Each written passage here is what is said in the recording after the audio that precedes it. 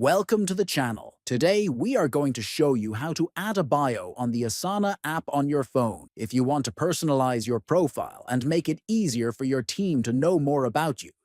This guide will help you do it quickly and efficiently. First, open the Asana app on your phone. Next, tap on the profile icon located at the bottom right. Then, look toward the top right corner and tap on your profile picture. From here, select View Profile to access your personal profile settings. Then, click on the pen icon at the top right. Next, locate the field labeled About Me. This is where you can type in your bio. You can write a few lines about yourself, your role, or anything you would like your teammates to know. Then, after entering your bio, the app will save it automatically.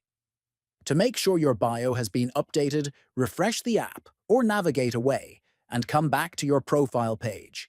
You should see your new bio displayed there.